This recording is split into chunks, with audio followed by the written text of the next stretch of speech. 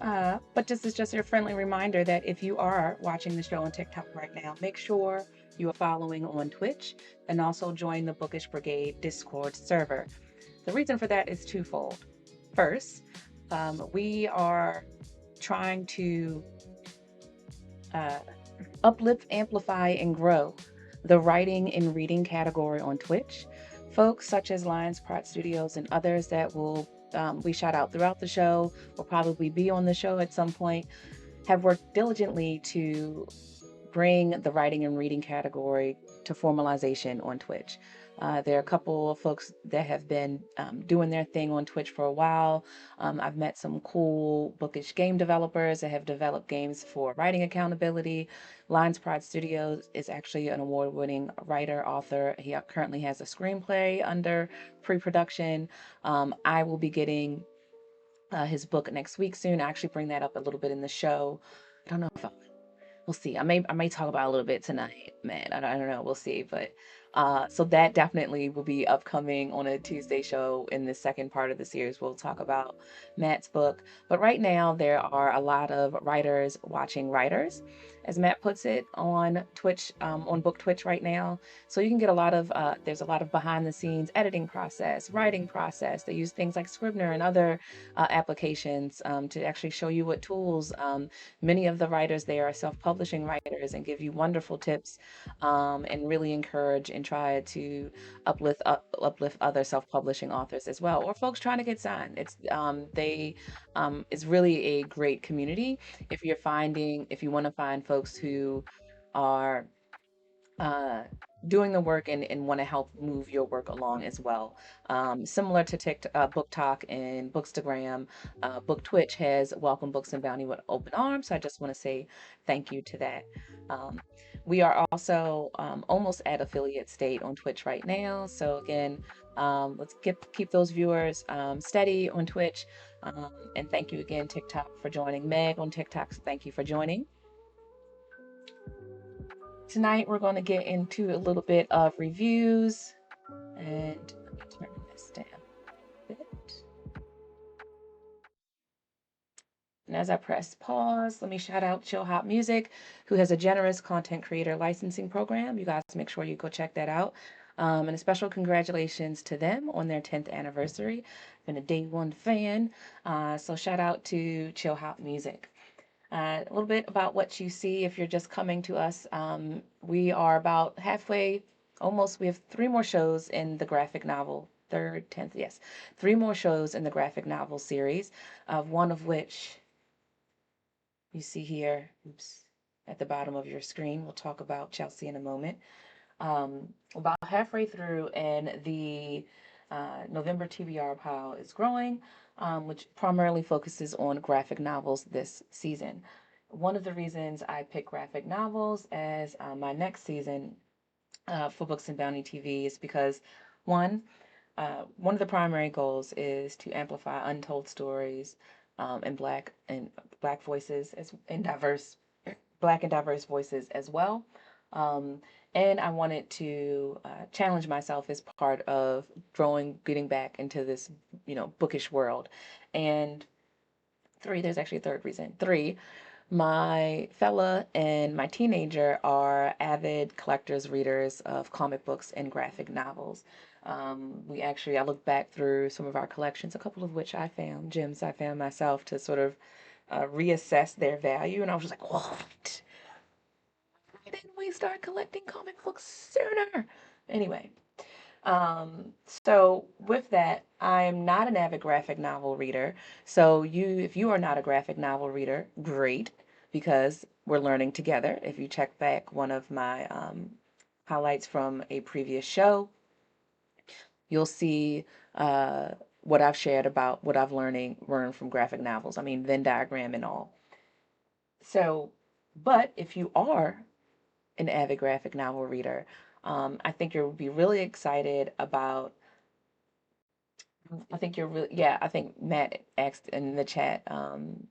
Is it really been since day one? I think so. If not, it's definitely since week one. You were. I wish maybe I can go back and look to let you know what number in the followers list you are, Lions Pride Studios, but I'm pretty sure it was the first three. So, uh, but so we'll be going through the graphic novel. Like I said, it is familiar with folks all around me, but not as familiar with me. And if you are a graphic novel reader, I think you'll really like some of the TBRs. Many of these are classics. Some of them may be new to you. There are older ones here, and so hopefully I'll introduce even of our seasoned graphic novel readers to some new books. As well as we're building the bookish community here at Books and Bounty, I want to get to know you guys. If you're writing a graphic novel, if you are a cartoonist or self-publishing artist, I would love to see your work. I would love to learn about your work. Chat in the comments, let folks know what you do, um, and spread the word. So we'll go through some more of these. Some of these you see here now are Yellow Stringer 1. This is from Saturday AM, which is a Black founded and operated comic studio, graphic artist studio from as a subdivision from Rockport. This was founded by Frederick L. Jones, um, and I haven't read this one yet, but that is actually on the list to read before the end of the series. Some other ones that are actually one that's off the shelf of the teenager, I Kill Giants. Hannah Templar of Cosmo Nights will be here on December 10th. Um, then what else do we have here? We have Skyward. That was another recommendation out of Midtown Comics in Manhattan, New York. Shout out to, I think this one was from Izzy. That's ISSY 12. The other team member who filled up the TBR list, the Siri, Bitterroot, Infinitum came from Grem.world on Instagram. That's GREM.WORLD. So they filled them up. We also have a quick and easy guide to they, them pronouns. We have the Saga series, which I just picked up again on one of my trips, chauffeur and the teenager from comic book shop to and fro. Saw these and I think the fella may have convinced me to get these as well. I just immediately fell in love with the art. So that's in the TBR. And then we also have Abbott by Saladin Ahmed and Sami Kavela. So through these tonight, we will get into Occultus a bit more. I'm about halfway done.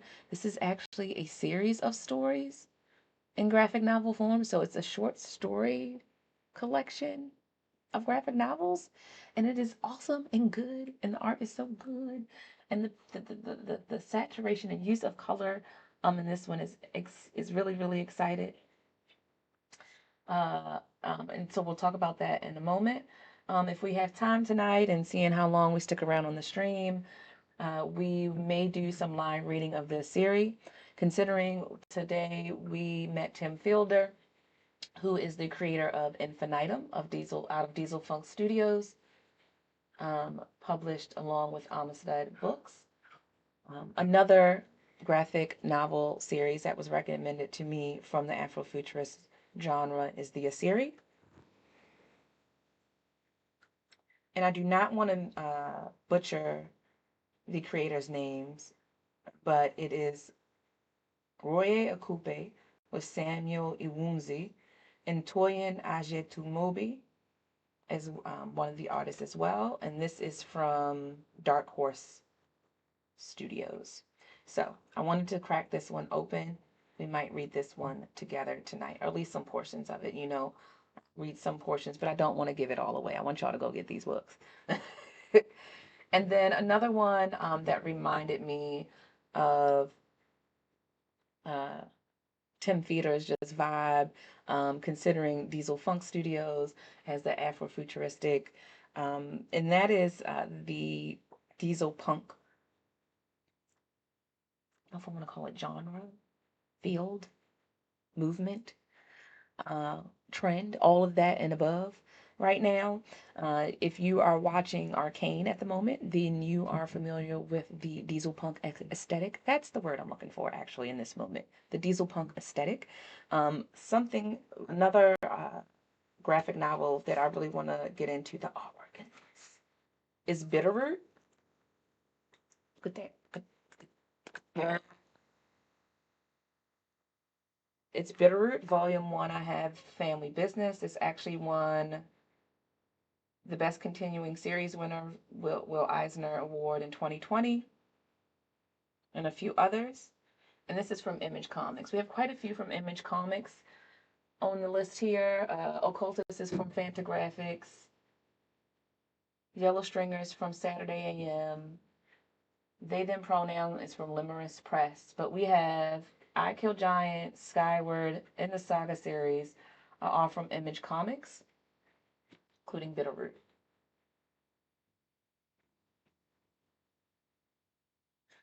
All right.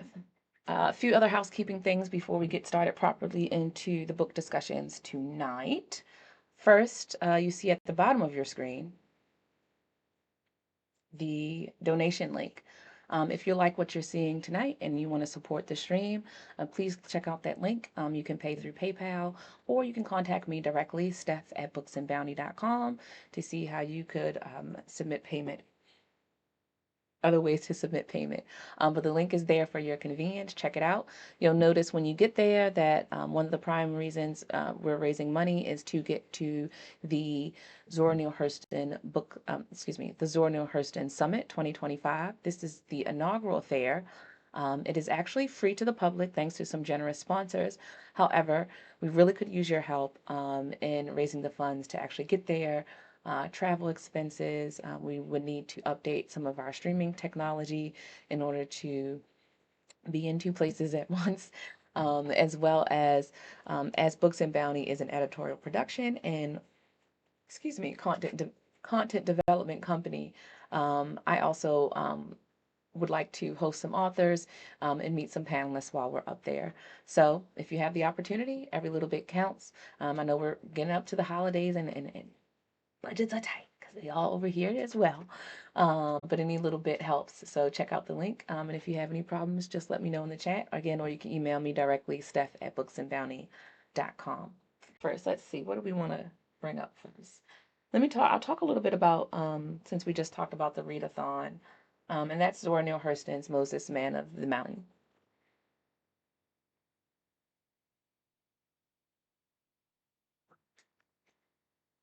So Zora Neale Hurston has had a huge impact on my life, not only because of meeting her work through literature, but also the actual story of her life, the ups and downs that she's gone through, the arguably moments that she's faced with dark times with mental health. Um, all have I have found moments for inspiration, for courage, either directly because of my own personal things that I've gone through, or folks that I love and that what they've dealt with and struggles with mental health, as well as the art and creativity that shines through and the impact that it leaves and legacy it leaves behind despite all that, and also the adversity one faces.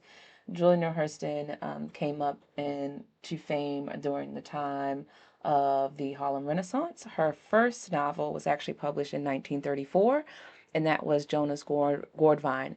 We read that as the September pick for the Zora Neale Hurston Summit Book Club, of which you can join. It's a virtual book club hosted through bookclubs.com. You can actually follow Zora Neale Hurston Trust on Instagram. You can check out more information at zoranealehurston.com to get information about the books, the book club, the summit, and more on Zora. But Zora, for me, so not only professionally, um, would I enjoy the experience of the Zora Neale Hurston Summit, but to be around others who um, admire her work and to witness her legacy in that profound way, and to be a part of the inaugural summit will be something personally that I definitely, hopefully look forward to. So Moses, Man of the Mountain, y'all. This book here, let me tell you, I will be completely transparent and open. My understanding of accurate biblical references, I cannot pull up scripture or anything like that. Now, I grew up my younger years in a Baptist church here in Baltimore. But formal religion has not been something uh, in my life for quite some time. However, I read a lot, as you all know. And the story of Moses is something that has been retold and told again uh, in many, many different ways. We all are familiar, not we all are, but many of us out there are familiar with the biblical story of Moses, right? Um, but Moses um, was also a man. And there are retellings and myths around the man who is Moses throughout African traditional African storytelling traditions, as we went forth throughout the world, um, throughout the diaspora, such as in hoodoo and traditions and stories of Moses and from the Caribbean. So, Zora Neale Hurston, being authentically and primarily the anthropologist that she is, because she is one of our greatest archivists in Southern American folklore and literature, uh, that she could only do this retelling in the way that she could. So I will say that out of Zora Neale Hurston's work, especially if you are familiar with her through introduction, through Their Eyes Were Watching God, many folks have to read that through curriculum. Although considering banned books, y'all go support Zora. Um, it almost makes me emotional to think about the black kids that won't have certain experiences. And trust and believe, I believe my public schools experience, even in a black city, when it comes to reading and knowing and understanding black art and black history that's personal to me, to Baltimore even, was abysmal and shameful, right? So with the banned book movement going on, it is very disheartening to think that a young black girl, black boy won't even be able to have that experience. Um, but if you only know Their Eyes Were Watching God, I would say that Moses Man of the Mountain, despite the epic story that it tells, um, I have found it's been one of Zora's more accessible works. She does use Southern dialect, and then by that way, she positions this book as blackety blackety black, and I love that. Coming out of Africa, and but it's not. Um, Told with the deep colloquialism and written accents, etc., that she uses in some and like she does in Their Eyes Were Watching God, because that's set in Eatonville, and she wants the folks to talk like that. However, they're all sayings we would find even today in here about going hard, about hitting a straight lip with a crooked stick, which is the next. It's actually a collection of short stories by Zora that we're reading next month for the Zora Neale Hurston Summit Book Club. But as you can see here, many of the things that because if I left it up to every time I felt so inspired or wanted to write something down, I would probably can fill a complete notebook, and this thing would be tattered with annotation stickies, right? So I want to go through some of the main things that stuck out to me in this retelling. Uh, One thing, and a lot of the literature around this book says, will say arguably the same, is that in Zora's retelling, and I think even she says the same thing. If you if you look at the author's introduction to this, is that her retelling makes Moses more active and powerful, braggadocious, uh, confident, arrogant, even in the way that he is able to. I don't have the right words with me right now. I'll have this up on the site in formal review soon. But the way he is active in basically taking the words out of the mouth of God and bringing them to the people instead of being given, right? And one of the questions that was asked in the latest book club meeting is, do you think Zora liked Moses? Right? What do you think were Zora's impression of Moses? And we remind ourselves, even in the biblical form, that Moses left a wake of terror and destruction behind him, right? Um, and even in his humble claim to servitude, there was still an ever reach for power. And this is not, I think, a lot of folks that we were, there is such a diverse group of readers as part of the Zora Neale Hurston Summit, especially when it comes to age, when it comes to background. We had a scholar of um, theology and Africana studies there. You had just casual readers. You had folks that do this for a living. You had folks that just are huge fans and particularly scholars of Zora. And we all had particularly different interpretations of this. You could see that a few of them, especially those who admit who confess their um, closeness with their own religion, with Christianity, may have been on the verge of offense, right? Because she is taking creative license with a sacred text. However, I also think she does this story justice in the sense that it makes it so much more real, right?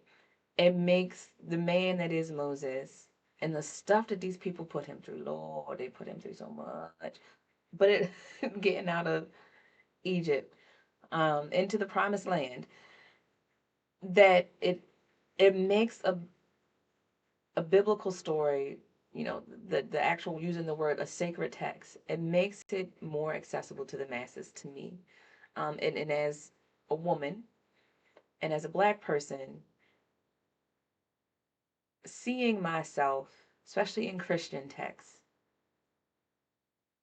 is both liberating and dangerous, right?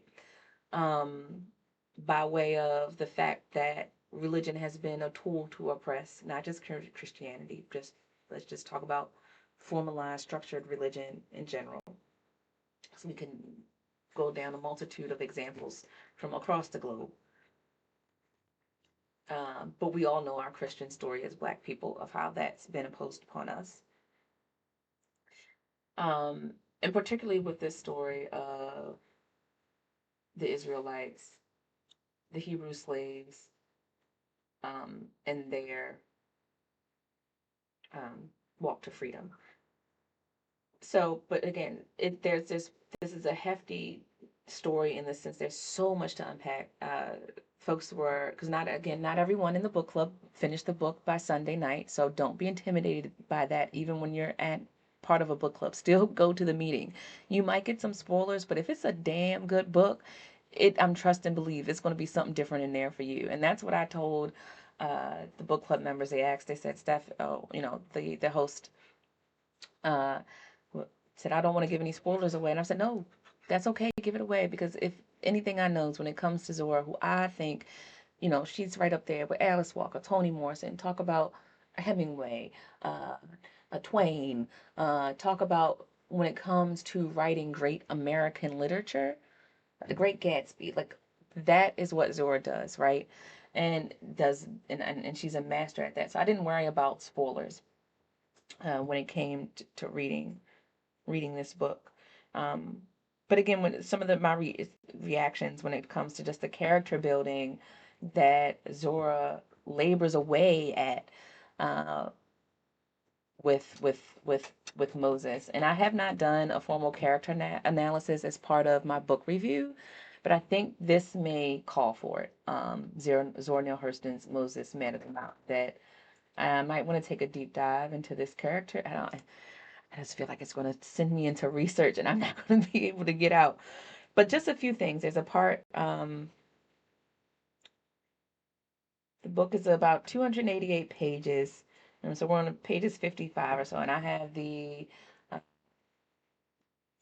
first Harper Perennial edition, 2009 edition. That's what I have. She goes on this effort to like rapid effort of building Moses's character. He's out of adolescence. I think he's around 25 years old, and it's this moment with him and his uncle, who I think at this time is still about to become Pharaoh. He's not Pharaoh yet, and his mortal enemy in this version of the story. So Moses is cocky. He shows bravado. He is a constant knowledge seeker. He is passionate and compassionate. Um, but he is also a still product of his upbringing. Um, Although he is, I would guess you would say, one of the more gentlemen when it comes to how he handles the ladies. There's still a time where, you know, even he did not ask for consent, and he went in for the kiss and the kill, and luckily the tension, he could feel the tension anyway, and it was well received. But that was not often the case with many women in this story. I also really like how, again, adding to that mythology around Moses and his story, how Zora never really set something in stone around the what ifs and how Moses came to be. Like the story we all know about um, Hebrews not being able to keep their sons, and Moses was born, and so they put him. His mom puts him in his basket, and actually this is his sister Miriam takes him down to the water, and he gets taken into the palace, right? In this particular instance, Miriam falls asleep. She wakes up to the princess picking up a basket, and there's no certain rhyme or reason whether or not that is him, although it is highly alluded to the fact that that is Moses in the basket. There's another time where this is right before Moses encounters the burning bush and is so inspired and thrust into the service of God to go rescue his people and get them out of Egypt. And right before that chapter begins, there is a scene between Jethro, Moses' father-in-law, and Moses' wife, where she is like, how can we motivate him to be greater than what he was? I want to be a queen and in my fancy robes and everything. And Jethro's like, how can I convince him to go on this mission? He doesn't want to go because he's been telling him, like, I'm not the man for you to go save all these people. What are you talking about? And there's this moment he says, like, yeah, I know how to make the mountain hot, or start to make it hot for him. And then in the next scene, you get the burning bush. And then there's another moment later on, and she sets it up by way of there's a few moments, but I love and I think that's done purposely to, again, shift and enhance that mythology around Moses' story. But one of the other points that came up during the book club and that I wrote down and I wanted to bring to you guys is that really this story is a really, really good lesson in leadership, because not only is he tried and maybe not all his motives, even serving God at this time, Moses is maybe not all his motives are always pure, right? And understanding a people who for centuries and centuries have been enslaved. All of a sudden, you have this one person coming out the blue who used to be the slave master, right? Basically, and saying, there's this new phantom god that wants to save all of y'all, and I'm going to be the one to do it, and only me and only I can talk to him, and nobody else can talk to him, and y'all just have to listen to what I say. So even after all the terrible plagues and mayhem and terror that is bestowed upon Egypt, right? Even after getting through the wilderness, turning water to wine, making it sweet, all the not water to wine, he didn't do that one, but all the miracles that happened, the people themselves, the Hebrew people, were just goddamn ungrateful half the time. At least that's what it felt like, right? They complained and complained, and they went to worship false idols again, and then they darn near cursed, Moses behind his back, but and each time Moses had to figure out how to lead them. Now, back to that question that was asked in the book club. Do we think Zora liked Moses? Remember, Moses left a lot of wake and death behind him as well. Not all of them were, and many of them would have been innocent lives. And there's also a way that if we continue with this theme, this character building that Zora is taking the creative license to do with Moses, is that he always he is never equal to the pauper, right? He is born of high ground, even though his blood may not be. Um, and he continues that status even when he returns to Egypt and with um, to lead the Hebrews. And we were all going back through moments where we were just talking about how he never says our or we. It's always they, those people, them people down there. He calls them ignorant and undereducated. And many, many times you can tell that he's not doing this because he wants to do it. He's doing it because he's been called to do it. Um, he's been called to do it, and that is the path he knows he must lead to see it through. It's not necessarily seems to be born out of compassion for the people. So it's a very complicated tale. I highly recommend this story. I will recommend all of Zora Neale Hurston's work, so don't get it twisted. Like, read all of it, right? But if you only know Zora's work through Their Eyes Were Watching God, or if you are a huge fan of American literature, I highly encourage you to join the Zora Neale Hurston Summit Book Club. Even if you don't even plan to be at the summit, this is a great way to be introduced to Zora Neale Hurston's work and that of her legacy. And you can tune in with me. The book club meets at the end of every month, and the few days leading up to the book club, I'll be continuing to have a fundraising readathon. So make sure you guys check out the link you see at the bottom of your screen and make sure you support the channel. We are trying to get up to the Zora Neale Hurston Summit 2025 and at Barnard College, which where Zora Neale Hurston was actually the first Black graduate student in 1928. They are opening up their campus for this lovely affair, and as I just said earlier, the summit itself is free, but we are raising funds to actually get us there and host office while we are there. All right.